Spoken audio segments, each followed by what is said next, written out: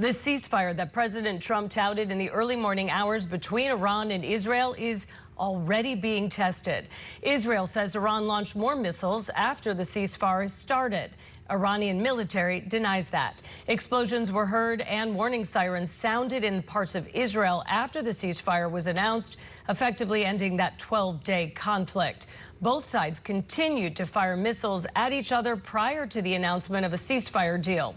This is damage from a missile strike in Tehran earlier today as well. All right, let's get the very latest on the ceasefire and the reaction from the White House in Washington. Scripps News Deputy Political Director Joe St. George joins me now live from Capitol Hill. And Joe, we saw a very agitated President Trump voice his frustrations with both sides. What happened?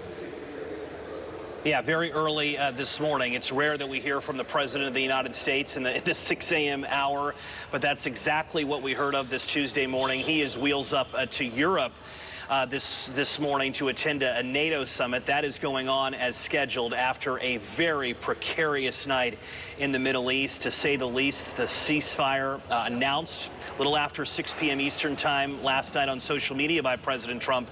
To say the least, the ceasefire is very fragile at the moment. As you summed up at the beginning, at the top of the hour, Holly, in the lead up to the ceasefire beginning and commencing overnight, Israel and Iran exchanged fighting, exchanged attacks. President Trump in the White House saying that Israel dropped some of the biggest bombs that the president has ever seen on Iran, causing numerous damage in Iran in the lead up to the ceasefire occurring. The ceasefire, though, did take effect. Both sides eventually acknowledged that it was happening overnight. And then within just a few hours of the ceasefire occurring, this major accusation from Israel alleging that Iran launched missiles in their direction, intercepted by Israel. Israel is vowing retaliation. That's the backstory to President Trump going in front of the cameras this morning before departing the White House. Take a listen. Iran violated the peace agreement and the ceasefire agreement. Do you believe that Iran is still committed to peace? Yeah, I do. They violated it, but Israel violated it too. Are you questioning if Israel is committed? Israel, as soon as we made the deal, they came out and they dropped a load of bombs, the likes of which I've never seen before. The biggest load that we've seen. I'm not happy with Israel. You know, when I say, okay, now you have 12 hours, you don't go out in the first hour and just drop everything you have on them. So I'm not happy with them. I'm not happy with Iran either. But I'm really unhappy if Israel's going out this morning because of one rocket that didn't land, that was shot, perhaps by mistake, that didn't land. I'm not happy about that. You know what? We basically have two countries that have been fighting so long and so hard that they don't know what the they're doing. Do you understand that?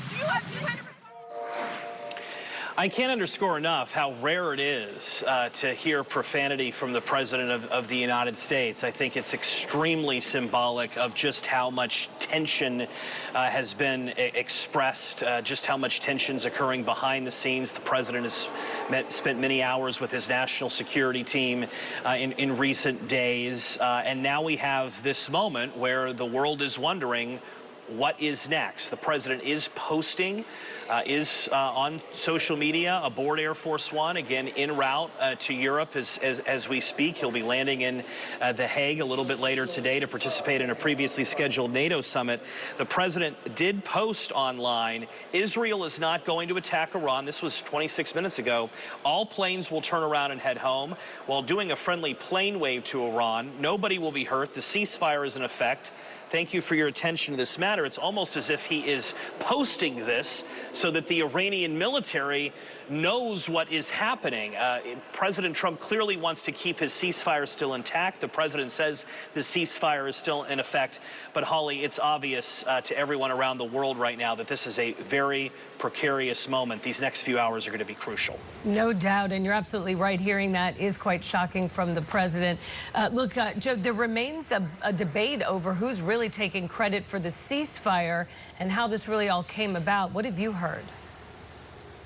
Yeah, and that's part of this storyline as well. Overnight, the Iranian National Security Council essentially released a statement. They took credit for this, saying that it basically their launch of a missile in Qatar at a base that was intercepted for the most part by Americans, by the way. No injuries occurred to American service members. That's important here. But Iranians are alleging in Iranian state television that it was their actions that basically facilitated the United States and those that attacked Iran to regret their mistakes and stop the aggression. Obviously, Israel's going to say something totally different on that front. President of the United States, he's taken credit for brokering this agreement. He has said on social media in the last 12 hours or so that both sides essentially reached out to him wanting peace. So there's a debate over who brokered this ceasefire, but quite frankly, I don't necessarily know if that debate matters much anymore, because we don't know if the ceasefire is going to hold or not. Just a few hours ago, you had Israel's defense minister saying they're going to retaliate against Iran, and that's the opposite of a ceasefire. So again, Holly, we say in TV news a lot, things change hour by hour. Things are changing minute by minute. We here at the Scripps News Group will be following this every step of the way throughout the day. Yeah, I want to switch gears before we let you go, because the president did get some good news this morning from the Supreme Court, actually yesterday. His administration can continue deportations to third-party countries. So what does this basically then amount to now for the president, what he's doing with ICE going forward? I think this is all underscores that just because we have a situation in the Middle East to the likes that we haven't seen in a very, very long time, if not ever, things are still happening in Washington, right? Congress is moving forward with the debate over President Trump's one big, beautiful bill. We could get a Senate vote this week or this weekend on that. Meanwhile, the Supreme Court, this is their most crucial time in which they announce consequential opinions and orders. That is continuing as well. Late yesterday, we had a very significant decision by the Supreme Court and basically allowing the Trump administration to continue deporting individuals to third countries. It's a relatively new term, I think, in the political lexicon. Third countries are countries that an immigrant may have no ties to, no family, no friends, no connection to, but the United States is going to deport them there anyways. We've heard South Sudan be mentioned in the conversation. You've heard the Dominican Republic be mentioned in the conversation elsewhere, El Salvador. And these are big questions facing the President of the United States, and he has made clear that he wants to use countries that are willing to accept these individuals. Remember, not every country on planet Earth wants to take in individuals that are being kicked out of the U.S. There are a few that do. Human rights groups have said this is dangerous. This is going to create a human rights disaster. I mean, think about it. You're taking individuals who are going to places that they have no connection to. Maybe they've never been in their lives. So immigration rights groups are watching this. They're criticizing the Supreme Court, but the Supreme Court's allowing the Trump administration to continue these deportations to third countries. Another significant development we're not losing sight of despite all the news out of the Middle East, Holly. A very busy time. Isn't summer supposed to sort of slow down a little bit for you, Joe? But sorry. Summer Not break this year. will wait. Yeah. Not this year, Holly. So sorry. No we'll vacations for us. It's hot out anyway. We're glad you're inside.